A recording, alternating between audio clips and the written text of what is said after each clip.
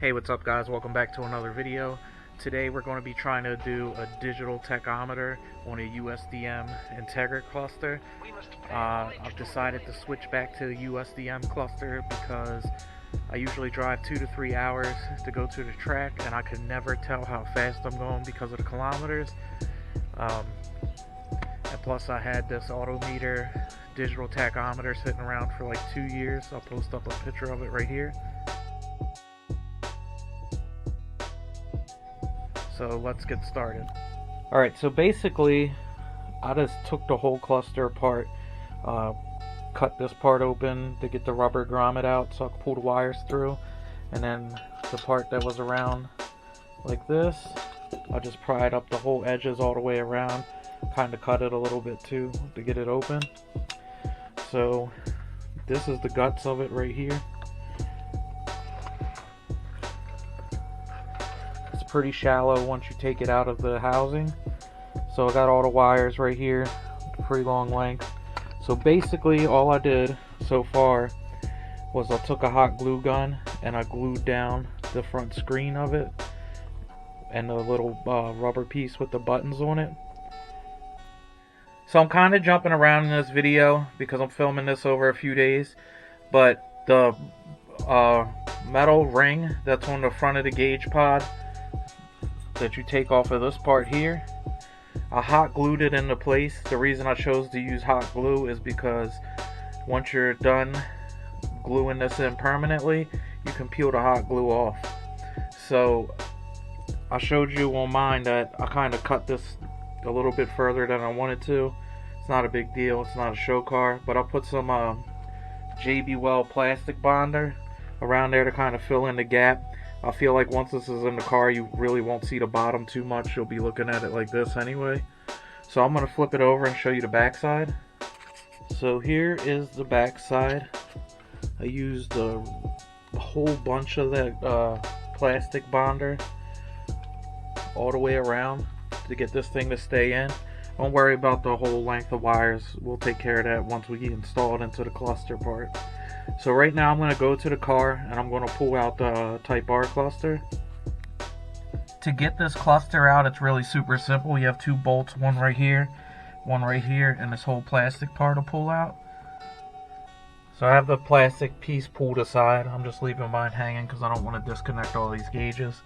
So next you'll have 3 Phillips head screws, one in this corner, one up here in the middle, and then one over here in this corner. So just pull those out, and then you'll have a few clips on the back of the cluster. Just undo those and then the whole cluster will be out. So here's the 2 blue clips that are going to come out the back of the cluster. Usually you would also have a yellow, I believe a 2-wire for the airbag stuff, but I don't have that in the car anymore. So once you unclip those, the whole cluster will be out. Pretty simple. Probably gonna swap this into the white car once I get that running again. On the back of this Type R cluster, I took off the original green board that came on this and swapped it with the gauge cluster that was on the silver Integra originally. So basically what I'm going to do is I'm going to remove this green board and then put that back on this parts cluster that I have right here that I'm using for the digital one. So basically you just want to take out all the little light bulbs. They're all like quarter turn. Take out this little block right here and then take out these screws. Be super careful when you take these out because if you overturn them, you'll break the connector and then you won't get the signal back. So they don't have to be really tight. The green board's off now. When you take this off, just make sure you don't crease it at all because you don't want to break any of the circuit pathways. So this is basically a gutted out shell right here. So we're going to put this back on to this. It's a little difficult to do it with one hand.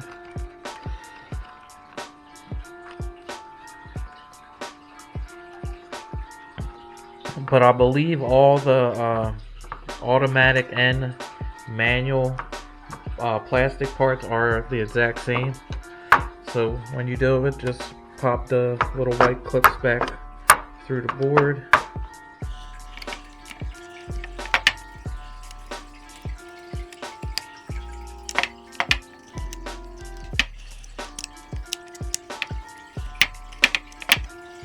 You'll be good to go. Don't forget to put your little black clip back in here. I'm not sure what that's for, but it was definitely on there for a reason. And then you can put all your light bulbs back in. So I pretty much have all the bulbs, the board back on.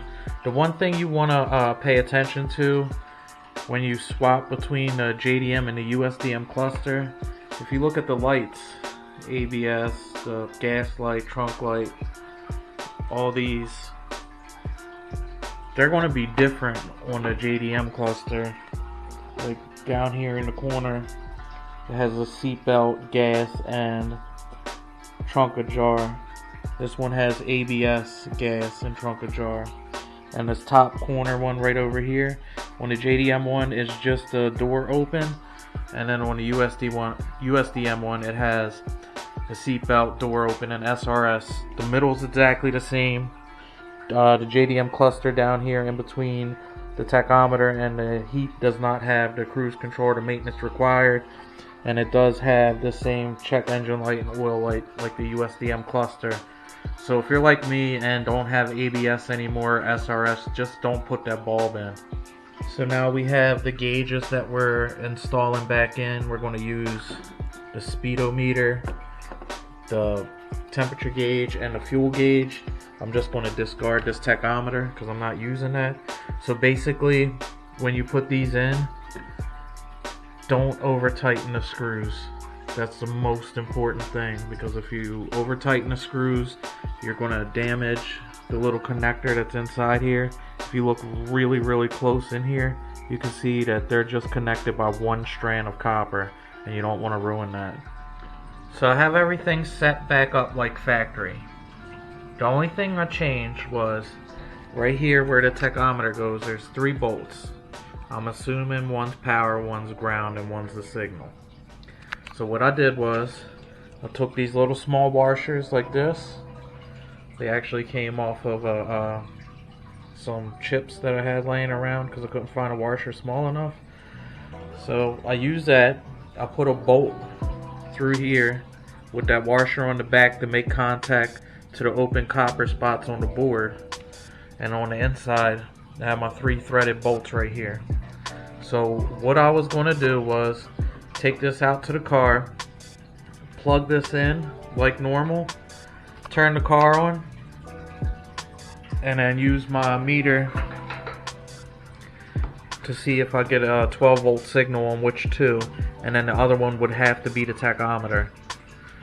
I'm still waiting for the other part to dry, and then I'll put that on top of this. I'm pretty sure I should have enough clearance, but we're gonna find out. So I have the cluster hooked up and the car in the on position. There's 3 bolts, one right here where this black lead's at, one right here, and one right here. So I have that black wire hooked to my red lead. I have my meter on DC volts. So basically I'm just going to find the ground, which is up here through one of these rivets. If you look on the meter, I have 11.85 volts, so that's going to be my 12 volt. Alright, so I have my meter set to continuity. Right now it's an open loop. I'm grounding it out through one of these rivets that go through the chassis. So I'll set the camera here, and we're going to test this bolt here. And as you hear, it's beeping. That means it's continuity through there. So this is going to be the ground. That's going to be the power, which leads me to believe that this one's going to be the RPM signal. So the glue's all dry on the tachometer. While I was trying to fit it into the white housing, it wasn't fitting at all. It was about ½ inch too short. So what I had to do was took everything back apart, and I cut a big hole in the back. So the first thing you'll notice is the holes where I had the screws going through to get the power, ground, and signal from are gone. But sometimes when you're making a video and you're doing something for the first time, things come up.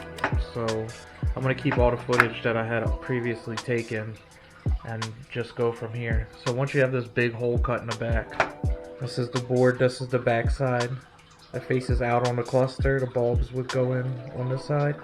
So basically, I took 3 screws with bolts and a washer. They're going to come in on this side. So what I'm going to do now is I'm going to tape the whole back side of this with some electrical tape. That way, if I'm pretty sure this is a sealed board, but if it comes in contact with any of the electronics on here, it won't ground out. So I'm going to do that real quick and we'll move on to the next step. Now that I have the back side of the board all taped off, I'm going to install it back on the housing. And I'm also going to put the 3 gauges back on. So everything's back together.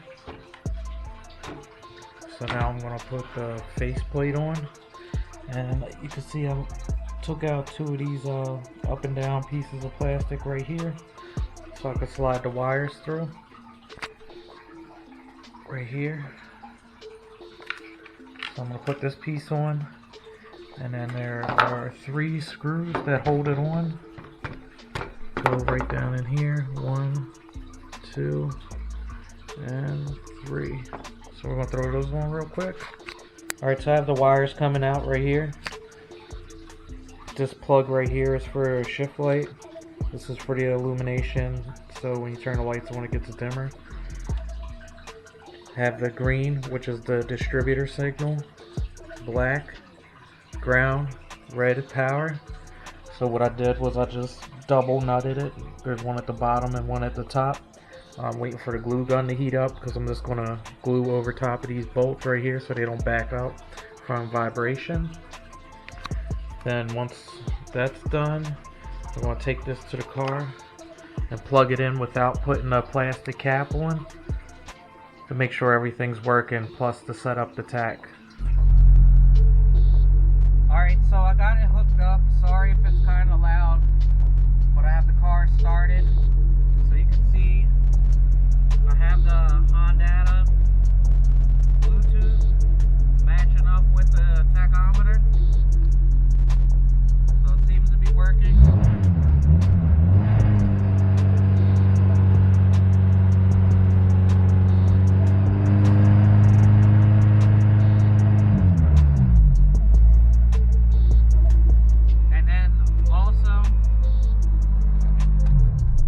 Also, everything else is working. Let me put the power back on. Signals, high beam, battery light, oil light, check engine light came on if you've seen, and the trunk ajar light's working. The e-brake isn't hooked up, so that's not really going to work. So basically now I'm just going to start the car and let it warm up and make sure all the gauges are working. The heater gauge and the gas gauge seems to be working because that's what the gas was on the other cluster before I disconnected it. I'm also going to go get the clear piece and put that over top of this.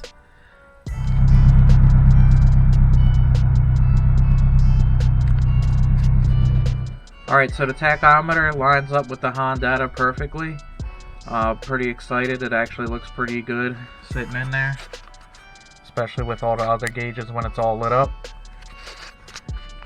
But it was a pretty straightforward install. Only 3 wires, power, ground, and the signal. The only thing I didn't expect was having to cut the cluster housing up so much. But other than that, it was pretty easy to do this. So if you guys have any questions, like always, feel free to leave them in the comments and I'll get back to you. But until next time, like, comment, subscribe, and I'll catch you guys in the next one.